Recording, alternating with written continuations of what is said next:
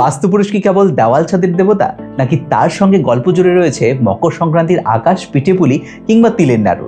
চলো আজ রহস্য ভাঙি। মকর সংক্রান্তি, পঙ্গল কিংবা উত্তরায়ণ, নাম আলাদা কিন্তু উৎসব কিন্তু একটাই। এই দিনেই সূর্যদেব মকর রাশিতে প্রবেশ করেন। দক্ষিণায়ন শেষ হয়ে শুরু হয় উত্তরায়ণ। রাত ছোট হতে থাকে, দিন বড় হয়, শীতের বিদায়ের ঘোষণা। আর এই সময়টাই ভারতের হারভেস্ট ফেস্টিভ্যাল, যখন কৃষকরা ফসল ঘরে তুলে সূর্যদেবকে ধন্যবাদ জানান। কিন্তু জানো কেন এই দিনে তিল খাওয়া এত জরুরি? পৌরাণিক মতে এই দিন সূর্যদেবের পুত্র শনিদেব পিতার চরণে কালো তিল অর্পণ করে তাঁকে আপ্যায়ন করেছিলেন। সেই থেকেই তিল খাওয়ার রীতি। আর আয়ুর্বেদের মতে পৌষ মাসের দীর্ঘ শীতের পর মাঘ মাসে হঠাৎ ঠান্ডা হওয়ার প্রকোপ বাড়ে। তিল শরীরকে ভেতর থেকে গরম রাখে, রোগ প্রতিরোধ ক্ষমতা বাড়ায়। কিন্তু বাংলায় পৌষ মাস মানেই লক্ষ্মীর মাস। ভরা গোলা, নতুন ধান, শাকসবজি, প্রকৃতির এই ঐশ্বর্যই শ্রীলক্ষ্মীর রূপ। কিন্তু আবার সেই প্রশ্ন, বাস্তুপুরুষ কে? পুরাণ বলে মহাদেব ও জলন্ধরের যুদ্ধে শিবের ঘাম থেকে জন্ম নেয় এক বিশাল অসুর।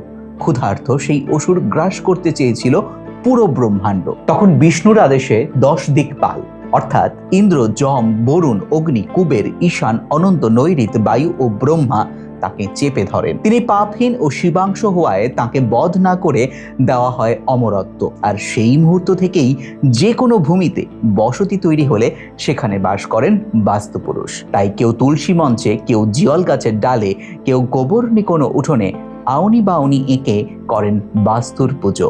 এদিকে উড়িষ্যায় এই দিন প্রভু জগন্নাথকে চড়ানো হয় এক অনন্য কাঁচা চালের ভোগ, মকর চাওলা। কারণ কাঁচা চালে থাকে প্রাণশক্তি, যা রান্না করলে নষ্ট হয়ে যায়। অরুয়া চাল, কলা, নারকেল, গুড়, দুধ, ছানা, এলাচ, গোলমরিচ সব মিশিয়ে তৈরি হয় সবচেয়ে শুদ্ধ নৈবেদ্য। পুরীর জগন্নাথ মন্দিরে এই দিন হয় মকর বেড়া, 84 রকমের ভোগ। আর হ্যাঁ, এই দিনেই ঘুড়ি ওড়ানো হয় সারা ভারতে। কেন জানো? মকর সংক্রান্তির সময় সূর্য যখন নর্দার্ন হেমিস্ফিয়ারে আসে, পৃথিবী আর সমুদ্রের তাপমাত্রার পার্থক্য তৈরি হয়।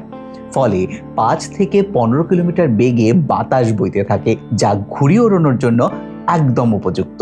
আর আকাশে উঠতে থাকা ঘুড়িগুলো আমাদের ফিরিয়ে নিয়ে যায় শৈশবে, যখন জীবন এত ফাস্ট ফেজ ছিল না, মন খুলে বাঁচা যেত। তাই মকর সংক্রান্তি শুধুমাত্র উৎসব নয়, এটি প্রকৃতি, বিজ্ঞান, পুরাণ আর স্মৃতির মিলন।